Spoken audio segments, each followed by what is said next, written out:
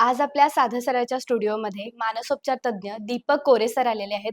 त्यांच्याकडून आपण मानसिक आरोग्य म्हणजे काय, कशा पद्धतीने त्याची काळजी घेतली पाहिजे आणि त्याचबरोबर मानसिक आरोग्याबद्दल बऱ्याच जणांच्या मनात काही शंका असतात. एन्झायटी असेल, डिप्रेशन असेल, स्ट्रेस मॅनेजमेंट असेल, याबद्दल आपण जाणून घेणार आहोत आणि आपलं मानसिक आरोग्य कशा पद्धतीनं आपण त्याची काळजी घेतली पाहिजे आणि कशा पद्धतीने ते चांगलं ठेवलं पाहिजे. कारण आता आपण बघतोय आपली लाईफ ही खूप फास्ट झालेली आहे. सोशल मीडियाचा, फोनचा वापर आपण प्रचंड करतोय. तर या सगळ्यांचा अनुषंगानं आपण कशा पद्धतीने यावर काम केलं पाहिजे, हे आपण त्यांच्याकडून आज जाणून घेणार आहोत. चला सुरू करूया. सर, थोडक्यात तुमच्या प्रवासाबद्दल काय सांगाल? माझं मूळ शिक्षण जे आहे ते KWC कॉलेज सांगली, हं, पदवी आणि पदव्युत्तर नंतरचा मानसशास्त्राचा अभ्यास माझा तिथं झाला. बरं. त्यानंतर मी पुण्याला नित्यानंद रिहॅबिलिटेशन सेंटर म्हणून आहे. हं, तिथं ॲज अ सायकॉलॉजिस्ट म्हणून मी तिथं काम पाहिलं. त्यानंतर कोल्हापूरला सावली केअर सेंटर, त्यानंतर मिरजमध्ये मानसवर्धन हं, आणि आता मी जे काम करतोय ते कोहम पुनर्वसन केंद्र बरं. इनामधामणी येथे. तिथं मी आता ॲज अ सायकॉलॉजिस्ट म्हणून मी तिथं काम बघतोय. किती वर्ष झाले तुम्ही कन्सल्टिंग करताय? आता जवळ 15 वर्ष झालं मी या फील्डमध्ये आहे. बरं. मग या 15 वर्षाच्या पूर्ण जर्नीमध्ये तुम्हाला आता सध्याच्या काळामध्ये मानसिक आरोग्य कितपत महत्वाचं आहे, याबद्दल काय सांगाल? आपण शारीरिक आजाराबद्दल जेवढं जागरूक आहोत, तेवढं मानसिक आजाराबद्दल नाही. बरोबर. जसं की आपल्याला बीपी आहे हं, किंवा डायबिटीज असेल, हे सगळं आपण बघतोय. पण सिझोफ्रेनिया म्हणजे काय? हं, ओसीडी म्हणजे काय? बरोबर. किंवा डिल्युजनल डिसऑर्डर म्हणजे काय? हे समाजामध्ये लोकांना माहितीच नाहीये, की मानसिक आजार हे वेगवेगळ्या प्रकारचे असतात आणि त्याला योग्य पद्धतीने ट्रीटमेंट जर का दिली, तर त्यातनं लवकरात लवकर पेशंट त्यातनं बाहेर येऊ शकतो. बरोबर. मग हे अर्ली डायग्नोसिस होणं, लवकर त्यांना ट्रीटमेंट मिळणं, काउन्सिलिंग त्यांना मिळणं, हे जर का लोकांना अवेअरनेस जर का त्याच्यामध्ये झाला, तर हं, लवकरात लवकर त्यातनं पेशंट बाहेर येऊ शकतो. मग त्यासाठी समाजामध्ये अवेअरनेस होणं हे गरजेचं आहे आणि तिथपर्यंत पोहोचणं हं. हे गरजेचं आहे. बरोबर. आता आपण बघतो एखादा माणूस त्याला मानसिक आजार आहे, तर तो ती गोष्ट मान्य नाही करत. म्हणजे लपवून ठेवतात बरेच लोक. तर मग याच्या मागचं काय कारण असू शकतं? सगळ्यात महत्त्वाचं असतं ते म्हणजे एकतर असतं प्रेस्टीज समाजामध्ये बाबा गुडविल असतं, त्यांचं हे असतं. मग असं नाही की कुणालाही मानसिक आजार होऊ शकतो. पण हां. ते त्यापासून ते काही लपवण्याची ती गोष्ट नाही आहे. तर त्याला योग्य ट्रीटमेंट आणि योग्य हे घेण्याची गरज आहे. ते स्टिग्मा म्हणतो आपण, की लेबलिंग केलं जातं समाजामध्ये. अरे, तो आज त्या सायकॉलॉजिस्टकडे गेला होता, आज तो सायकियाट्रिस्ट त्यांच्याकडे तिथं दिसला किंवा असं ह्या मदत ते लोकं घाबरतात आणि योग्य ट्रीटमेंटपासून ते बाजूला येतात.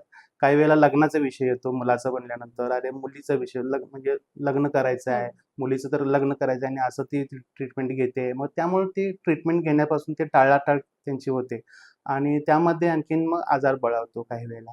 असं हे होतं. त्यामुळं मानसिक आजारकडे बघण्याचा दृष्टिकोन असा त्यांचा तर हा पद्धतीने वेगळा आहे. मग ते पण योग्य ट्रीटमेंट जर का घेणं आणि योग्य हे होणं, जसं बाकीचे आजार आहेत, तसे हा एक भाग आहे. आणि त्यातनं योग्य पद्धतीने जर का आपण सल्ल्यानं यांना हं. जर का मार्गदर्शनानं जर घेतलं, तर ते योग्य पद्धतीने पेशंट त्यातनं बाहेर येऊ शकतात. बरोबर. सर, मानसिक आरोग्य आणि वीकनेस यात काय फरक असू शकतो? मानसिक आजार ही एक कंडिशन आहे. हं, म्हणजे ती ज्याला जसं की अमेरिकन सायकॉलॉजिकल असोसिएशननं एक DSM-5 आम्ही त्याला म्हणतो TR त्यामध्ये नवीन-नवीन अपडेट होतंय. ICD-10 त्यामध्ये आजारांचं वर्गीकरण केलेलं आहे.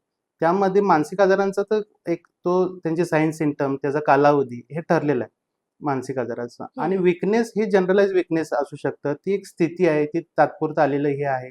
तर ते योग्य ट्रीटमेंट दिल्यानंतर बरे होणार आहेत. हां. आता सध्या आपण बघतोय, की जसं तुम्ही सांगितलं लाईफ फार फास्ट झाली आहे. तर प्रत्येकाच्या मागे स्ट्रेस आहे, कामाचा स्ट्रेस आहे, फॅमिलीचा स्ट्रेस आहे, अशा बऱ्याच गोष्टींचा स्ट्रेस असतोय आणि त्यामुळं डिप्रेशन निर्माण होतंय आणि डे टू डे लाईफमध्ये आपण बऱ्याचदा असं म्हणतो, की मला खूप स्ट्रेस आलाय, मी डिप्रेशनमध्ये चाललोय. मग स्ट्रेस आणि डिप्रेशन यात काय फरक आहे? आम्ही 3W म्हणतो वर्कलेस, वर्थलेस आणि होपलेस. म्हणजे बरं. काही करायची इच्छा नाही आहे, हं. काही करू वाटत नाही आणि डिप्रेशन हे चॉईस नाही आहे. हां. तो आजार आहे. बरोबर. त्यामुळं ते समजून घेऊन जर का त्याला ट्रीटमेंट जर का दिलं, तर ते लवकर त्यातनं हे होईल. त्यामुळं काही वेळेला समाजामध्ये हे असे म्हणजे स्ट्रेस किंवा हे जनरलाइज केलं जातं. तसं नाहीये. तर त्याचा वेगळा हा भाग आहे त्यामध्ये. बरोबर.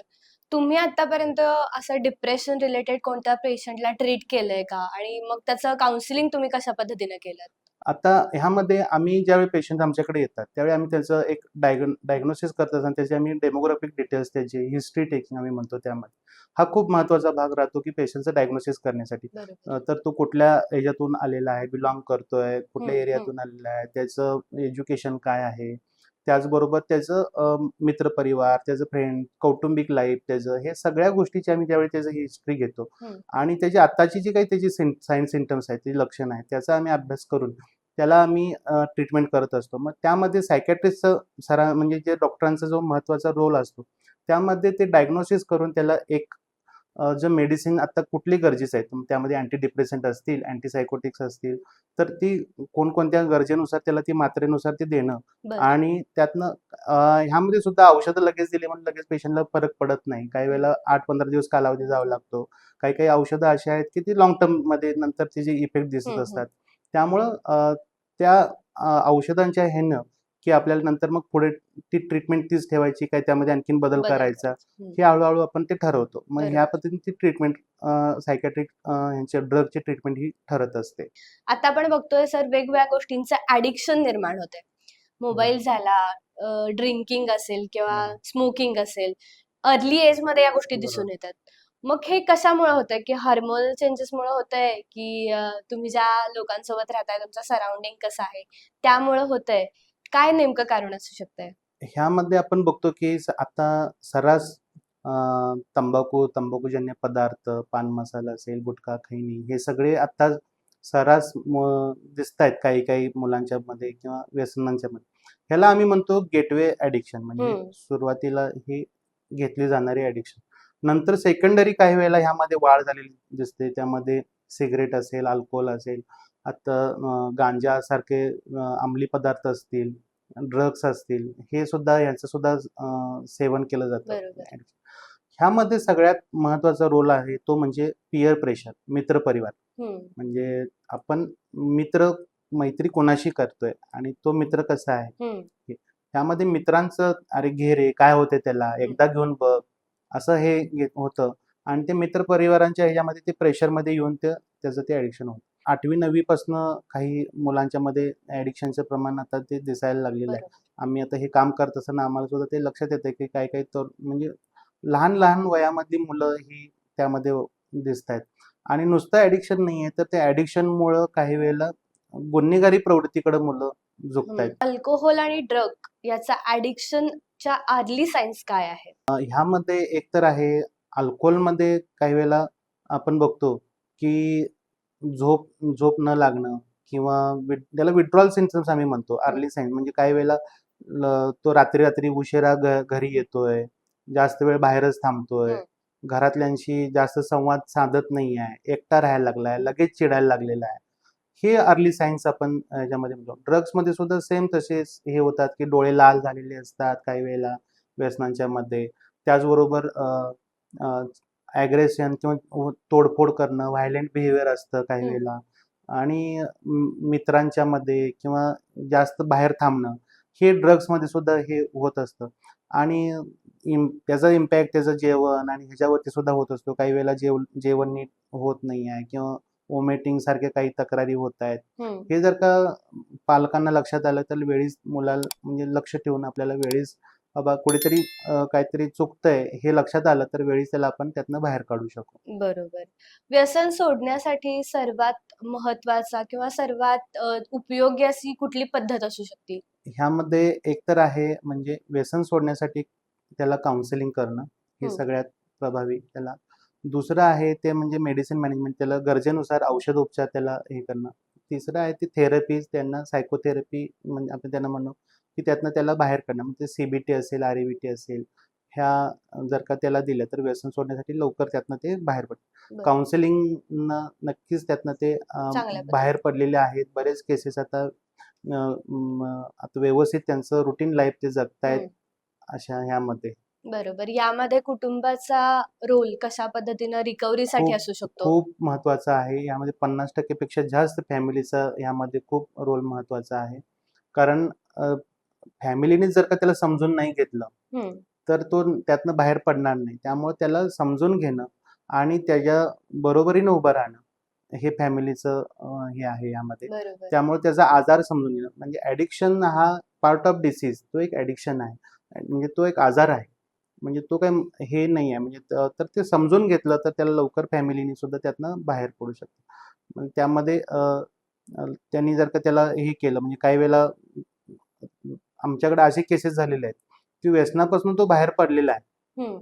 पण काही वेळेला संध्याकाळी उशिरा जरा एखाद्या कामानिमित्त बाहेरनं आला, तरीसुद्धा घरचे त्याला, "अरे आणि कुठे गेलतास? आणि परत तिकडे गेला होतास काय?" हं. असं काही वेळेला टोमणे मारले जातात, बोलले जातात. मग त्यामुळं अरे मी व्यवस्थित राहतोय तरीसुद्धा आणि घरचे माझ्यावरती वॉच ठेवून आहेत, लक्ष ठेवून आहेत.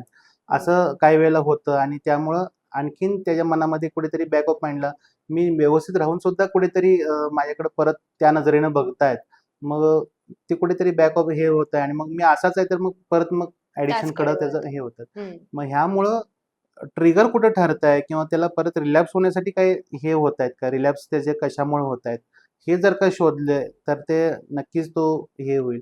त्यामुळं स्ट्रेसर्स शोधणं परत रिलॅप्स होणार नाही म्हणजे व्यसनाकडे वळणार नाही. हं. यासाठी ते मुद्दे जर का आपण त्याच्यावरती जर का काम केलं तर नक्कीच त्यातनं तो बाहेर पडेल. लहानपणी बऱ्याच जणांना पेन्सिल खायची सवय असती, माती खायची किंवा भिंत उकरून खायची. काही जण विटा सुद्धा फोडून खातात. तर मग हे ॲडिक्शन असू शकतं का? ते डेफिशियन्सी आहे. ते ॲडिक्शन नाही आहे. हां. जसं की कॅल्शियमची डेफिशियन्सी असेल तर ते आपण ते त्यामुळे ते ते खात होतो. म्हणजे जसं की त्यामुळे ते पेन्सिल असेल, माती असेल आपण हे करतो. ॲडिक्शन म्हणता येणार नाही त्याला कारण ती त्या शरीराची ती त्यावेळेला ती भूक होती. कमतरता. हां. भूक होती ती त्यामुळे शरीर ते डिमांड करत होतं म्हणून ते हे केलं त्यावेळेला. पण ॲडिक्शन हा पार्ट वेगळा आहे. ॲडिक्शनमध्ये हे होतं त्यामध्ये सबस्टन्स त्याचे जे म्हणजे जो ड्रग्स इंटेक. किंवा इनटेक करतोय, त्याची शरीरातली ज्यावेळी ती लेव्हल कमी होते, त्यावेळी शरीर ते डिमांड करतं. बरोबर.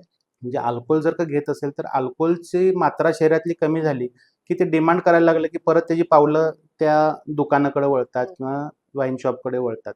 म्हणजे ते त्याला आम्ही म्हणतो क्रेव्हिंग त्याला व्हायला लागलेलं आहे. हां. म्हणजे आम्ही म्हणतो. मग ते क्रेव्हिंग व्हायला लागलेलं आहे हे लक्षात म्हणजे ती तिकडं पावलं वळतायत, त्याचे ट्रेमर्स वाढतायत, हातपाय थरथरतायत आणि त्याचे बोलण्यामध्ये सुद्धा सुसूत्रता नाही आहे आणि तो काहीतरी कारण काढून तिकडं हं. जातोय.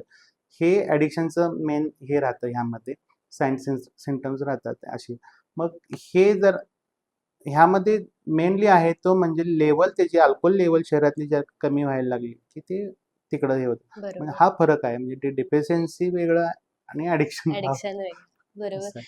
बऱ्याच जणांना शॉपिंग करण्याचं सारखं-सारखं जाऊन एखादी गोष्ट खरेदी करणं असेल किंवा लक्झुरियस प्रॉडक्ट वापरणं असेल, बरोबर, ब्रँडेड गोष्टींचं बरोबर. एखाद्याला असतं, की बाबा हे मला आवडतंय, हेच मी घेणार हं, आणि प्रत्येक वेळी स्पेंडिंग जे आहेत ते त्याचे त्या गोष्टींवर जास्त वाढले जातात. बरोबर. तर मग याला आपण काय डिफाईन करतो किंवा हा कुठला मानसिक आजाराकडे जाणारा मार्ग आहे का?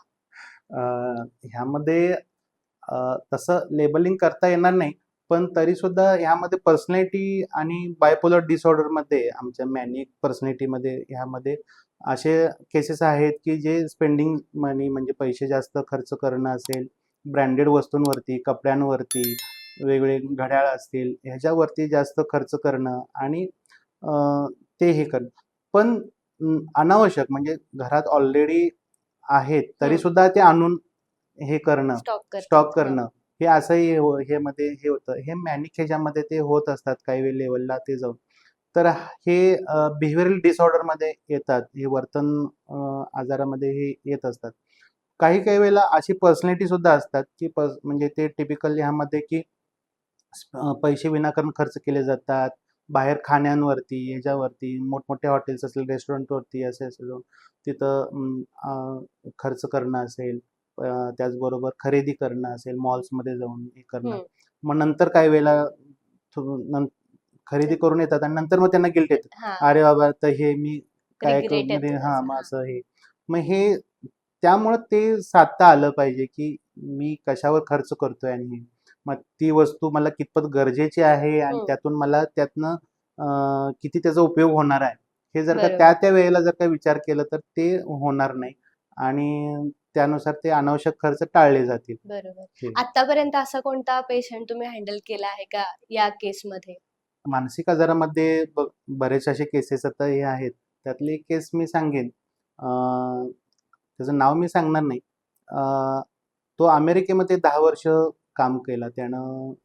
तो याच्यामध्ये कॅन्सर पेशंटवरती तो काम करत होता बरं. आणि ते काम करत म्हणजे तो एक सायंटिस्ट होता आणि त्यातले ते काम करत असताना त्याला असं वाटायला लागलं की कॅन्सरचे काही सेल्स किंवा पेशी त्याच्या शरीरात त्याच्या गेलेत की काय आणि बरं.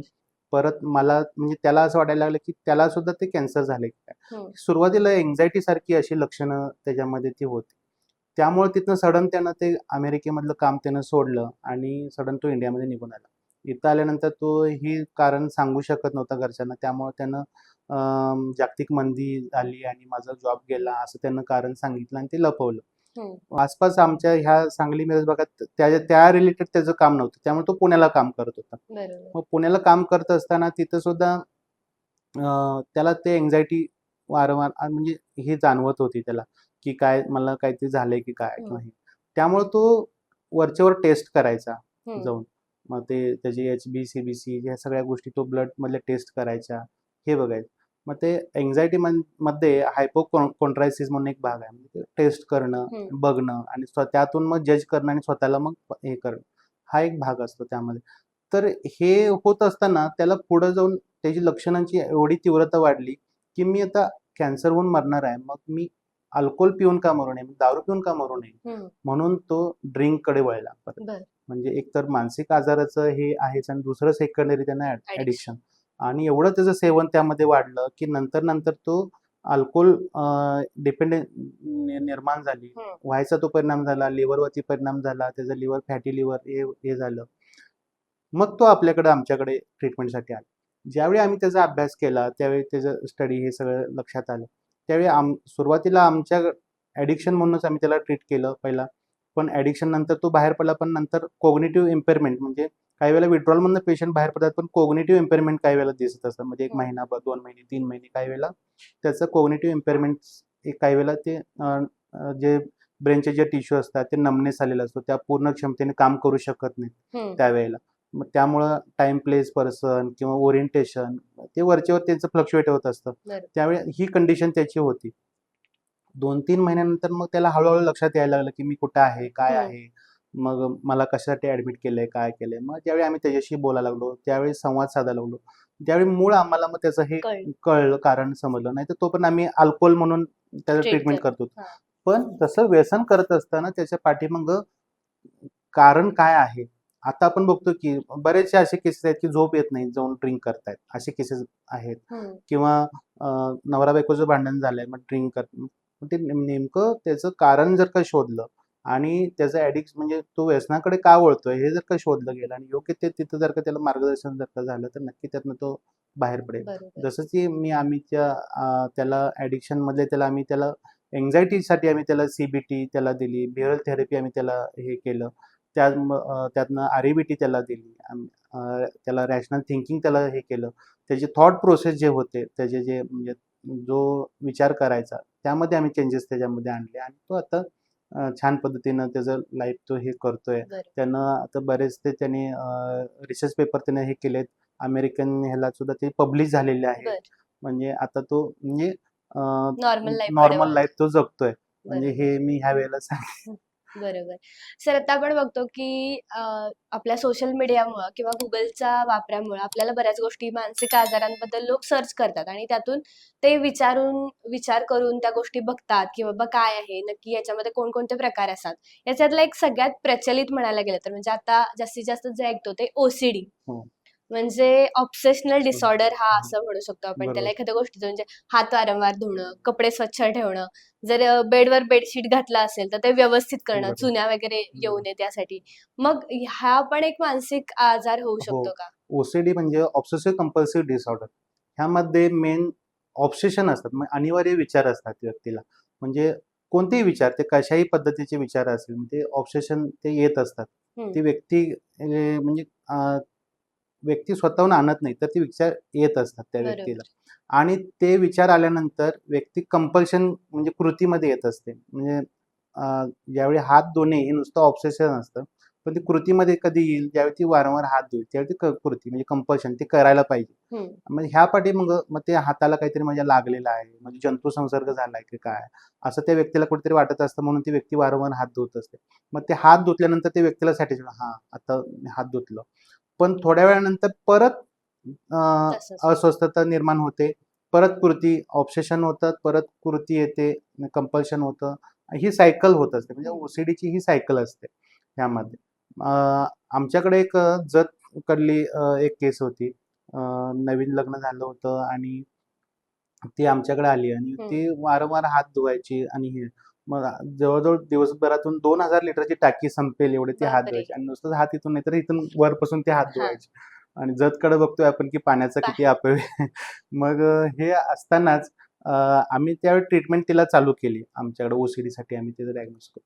मग आम्ही तिच्याशी बोलताना आम्हाला लक्षात आलं की तिचं लग्न झालं होतं, ते दुसरं लग्न होतं. पहिलं लग्न झालं होतं, हां. त्यावेळेला तिथल्या नवऱ्याबरोबर तिचं भांडण झालं होतं आणि तिथनं डिव्होर्स दिला होता. पण तिचं एक पहिलंच मूल जे होतं ते तिकडल्या नवऱ्याने तिचं काढून घेतलं होतं. बरं. आणि दुसरं लग्न ज्यावेळी घरच्यांनी परत प्रेशरमध्ये आणून तिचं दुसरं लग्न केलं आणि तिथं सुद्धा तिला दुसरं मूल झालं. हं. तिच्या मनामध्ये अशी एक हे रुख लागली होती की हे पण मूल माझं काढून घेतील की काय? हं. ह्या भावनेपोटी तिच्याकडनं ह्या अशा कृती म्हणजे हात धुणं ही कृती घडत होती.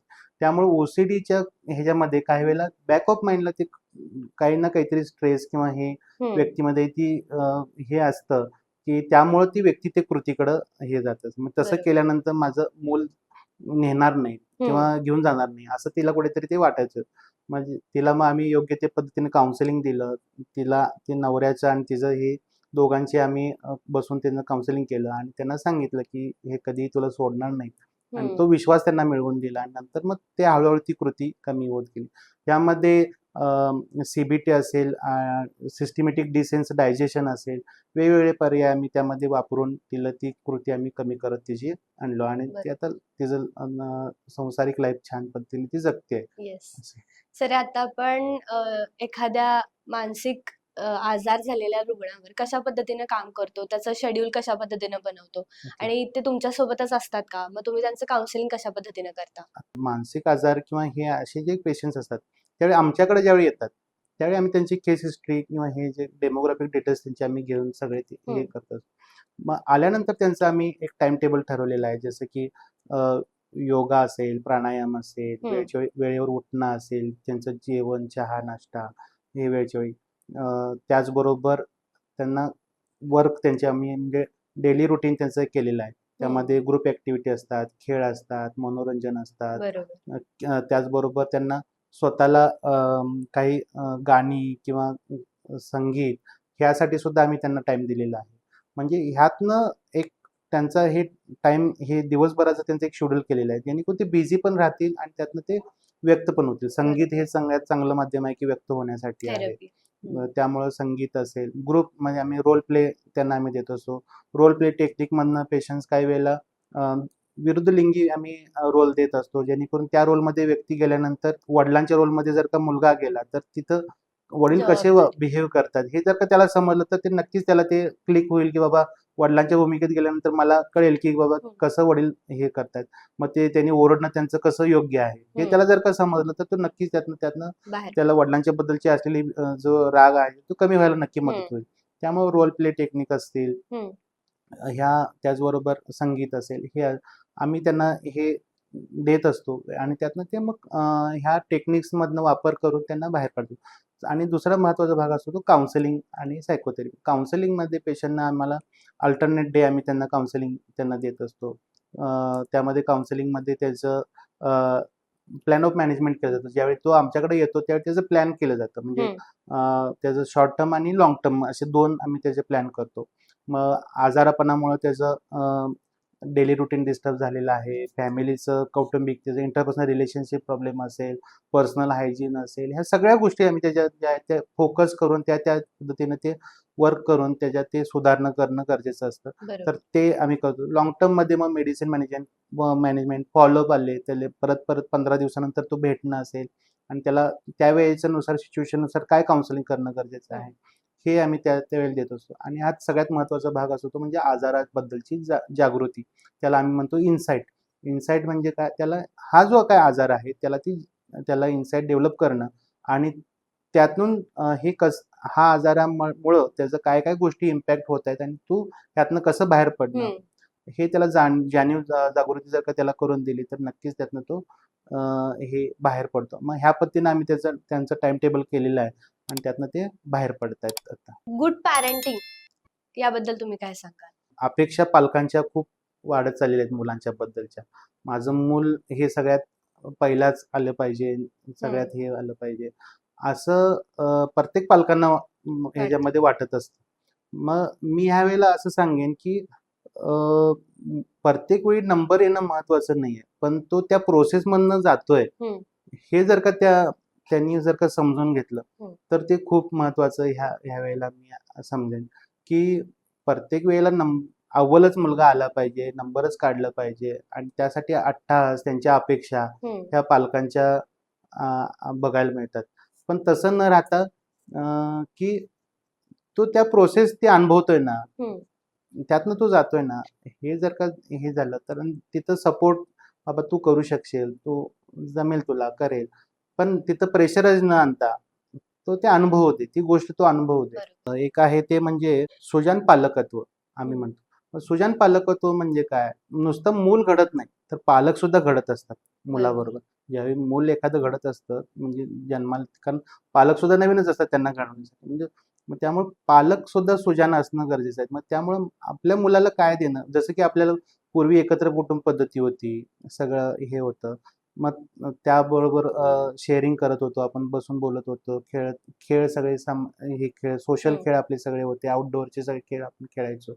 तर ह्या सगळ्या गोष्टी आपण अनुभवत होतो. तसं हम्म. आपलं मूल सुद्धा तेच गोष्टी तो अनुभवेल, ह्या दृष्टिकोनातून प्रयत्नशील राहणं हे गरजेचं आहे. बरोबर. मग त्याचबरोबर त्यांचा स्वभाव, त्यांचं वाचन, त्याचबरोबर कोणकोणते पुस्तकं हे केले पाहिजेत, नाटकांना मुलांना घेऊन जायला पाहिजे. हम्म. त्याचबरोबर असे सामाजिक कार्यक्रम असतील, वेगवेगळ्या संस्थांना भेटी देणं असेल, हे जर का मुलांना जर का दाखवलं तर वेळीच मुलांना ती प्रगल्भता आणि ती विचार त्यांच्यामध्ये डेव्हलप होतील आणि त्या पद्धतीनं मुलांच्या मध्ये ते संस्कार आपोआप घडत जातील. त्यासाठी बरोबर. वेगळं काही करायची गरज नाही. सर, सध्या तुम्ही मेंटल हेल्थ साठी कशा पद्धतीने अवेअरनेस स्प्रेड करताय किंवा कशा पद्धतीने केला पाहिजे? एकतर सगळ्यात चांगला प्रश्न विचारला, की आम्ही आता वेगवेगळे कॅम्पेन घेऊन म्हणजे गावोगावी जाऊन किंवा हम्म. शाळांमध्ये, कॉलेजमध्ये जाऊन आम्ही कॅम्पेन घेऊन मानसिक आजाराबद्दल आणि त्याच्या जागृतीसाठी आम्ही कार्यक्रम करतोय. बर. मग त्यामध्ये मानसिक आजार वेगवेगळे आहेत, व्यसनाधीनतेबद्दल त्यांना गाईड करणं, हे आम्ही करतोयच. पण अजूनही त्यामध्ये अवेअरनेस व्हावा असं आम्हाला सुद्धा हे वाटतंय, की मग त्यामध्ये मंडळांनी, समाजामध्ये आता सोसायटी असतील किंवा तिथल्या लोकांनी पुढाकार घेऊन अशा पद्धतीचे प्रोग्राम अरेंज करावे, की जेणेकरून मानसिक आजाराबद्दल किंवा त्या रिलेटेड मग मुलांना किंवा मुलांच्यासाठी काही जे हे असतील त्या पद्धतीनं काम करण्यासाठी असं जर का कॅम्पेन जर का त्यांनी ठेवलं आणि तरी पुढं त्यांना आम्हाला जरी तिथं बोलवून त्यांनी हे करायचं तर हम्म. त्यासाठी सुद्धा आम्ही कधी येऊन तिथं हे त्यांच्यासाठी कॅम्पेन घेऊ शकतो. असं जर का केलं तर नक्कीच त्यामध्ये आणखीन अवेअरनेस मानसिक आजाराबद्दल हे होईल. दुसरी गोष्ट, मानसिक आजार हा वेगळा आहे, पण प्रत्येक वेळी मानसिक आजार झालाय म्हणूनच लगेच ट्रीटमेंट घ्यायला हे केलं. पण त्याच्या अर्ली ह्याच्यामध्ये सुद्धा काही साईन सिम्पटम्स असतात, वेगळं काहीतरी वाटत असतं. त्यामुळं ट्रीटमेंट किंवा आजार होऊ पण वाट न बघता काही हम्म. वेळेला लवकरात लवकर जर का ते लक्षात आलं तर लगेच काउन्सिलिंग किंवा ह्याच्यासाठी जर का हे केलं नक्की, तर त्यामध्ये पेशंटला हेल्प मिळत असते. बरोबर. त्यामुळं आजार किंवा हाही एक भाग वेगळा आहे, वेगळा. म्हणजे तो कंडिशन वाढत गेल्यानंतरचा हा भाग. पण काही वेळेला वेगळं वर्तन त्याच्यामध्ये दिसतंय, कुठेतरी काहीतरी चुकलेलं सारखं वाटतंय आपल्याला, की नॉर्मल काहीतरी नाही आहे, थोडं हम्म. रुटीनमध्ये असं वेगळं काहीतरी वाटतंय. तरी सुद्धा जर का त्यांनी एक स्पेशलिस्टची जर का त्यांनी मदत घेतली तर लवकरच त्यांना हे होऊ शकते. बरोबर. आणि अवेअरनेससाठी नक्कीच ह्यामध्ये आणखीन आपल्या समाजामध्ये काम होणं गरजेचं आहे आणि ते वेळी जर का म्हणजे आता होत आहे समाजामध्ये लोकांना काउन्सिलिंग म्हणजे काय किंवा सायकोथेरपी म्हणजे काय हे माहिती आहे. फक्त आता आजारांच्या बद्दल वर्गीकरण आणि हे आणखीन जर त्यांना लक्षात आलं तर त्यांना लवकरच वेळीच ट्रीटमेंटसाठी पेशंटना घेऊन जाता येईल आणि वेळीच त्यांना उपचार मिळेल. म्हणजे सगळ्या समाजातील लोकांनी सुद्धा याच्यामध्ये भाग घेतला पाहिजे आणि अवेअरनेस त्या पद्धतीने काम काम केलं केलं पाहिजे. पाहिजे. सर, नक्कीच. अजून एक गोष्ट अशी विचारायची तुम्हाला, तुमच्याकडे बरेच पेशंट येत असतील क्लिनिकमध्ये बरोबर, काउन्सिलिंगसाठी असेल बरोबर, किंवा त्याच्यानंतर बऱ्याच दिवसांसाठी ते तुमच्यापाशी राहत सुद्धा बरोबर, असतील. तुम्ही त्याच्या पद्धतीनं मग त्यांच्यावर काम बरोबर. करताय, त्यांच्यावर औषध उपचार असतील किंवा काउन्सिलिंग असेल. पण त्याच्यानंतर त्यांना परत घेऊन जायला बऱ्याचदा पॅरेंट्स येत नाहीत. तर मग याच्यामागचं काय रिझन असू शकतं किंवा याच्यावर तुम्ही कशा पद्धतीने काम करता? फॅमिली काउन्सिलिंग किंवा फॅमिलीनं पेशंटना समजून घेणं, हा सुद्धा खूप महत्त्वाचा भाग राहतो. ह्यामध्ये आमच्याकडे काही-काही असे केसेस आहेत, की पेशंटला महिना-महिना किंवा 2-2 महिन्यानंतर काही वेळेला ते भेटायला सुद्धा येत नाहीत. हं, मग काही वेळेला एक म्हणजे समाजामध्ये मानसिक आजार एवढा म्हणजे ते असं समजलं जातं, की तो एकदम म्हणजे वेडा आहे, म्हणजे त्याला तो पूर्णपणे कामातनंच गेलेला आहे. हं. असं कुठेतरी ते एक ग्रह मनात त्यांनी केलेला असतो आणि त्यामुळं त्याच्याकडे बघण्याचा दृष्टिकोन त्यांचा त्या पद्धतीने निगेटिव्ह बनलेला असतो. बरोबर. पण तो एक पार्ट जर का म्हणजे व्यक्ती काय मानसिक आजारी झाला म्हणजे तो 24 तास काय त्या आजारपणामध्ये म्हणजे 24 तास त्यात नसतो. तर ते त्याचा एक तो एक हे असतो, पिरियड आजाराचा असतो. पिरियड असतो त्यामध्ये. त्यामुळे त्याचं बाकीचं लाईफ त्याचं किंवा हे रुटीन त्याचं सगळं व्यवस्थित असतं. हं, त्यामुळं त्यांचा बघण्याचा दृष्टिकोन असा न होता, तर ते योग्य पद्धतीने जर का त्यांना काउन्सिलिंग करून जर का सांगितलं, की नातेवाईकांनी सुद्धा त्यांचा खूप रोल ह्यामध्ये महत्त्वाचा आहे, की त्याचा आजार समजून घेणं आणि हं. तो एक आपल्या कुटुंबातला आपला एक भाग आहे आणि त्याला सुद्धा आपण एक तो विश्वास जर का मिळवून दिला, तर नक्कीच तो त्याच्या पायावरती परत उभं राहून हे होईल.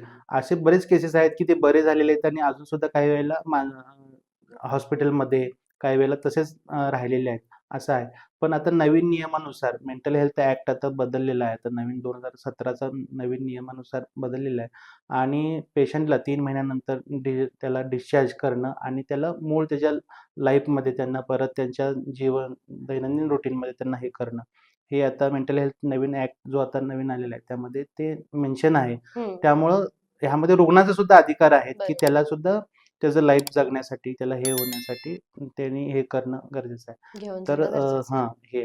तर त्या पद्धतीनं आता ते फॉलो होईल. आता ते नवीन जी-आरनुसार ते हे होतंय. हं. तर त्या पद्धतीनं ते ॲप्लिकेबल होईल ते आता. नक्कीच. म्हणजे हं, याच्यामुळे त्यांना सुद्धा म्हणजे जे समाज ज्या दृष्टिकोनातून त्यांच्याकडे हं. बघतोय, हे कुठेतरी मागं पडेल. बरोबर. तुमच्याकडून मानसिक आरोग्य चांगलं राहण्यासाठी एक संदेश काय द्याल? मिळून मिसळून राहणं. एक दुसरं आपण कम्युनिकेशन आपलं सुधारणं.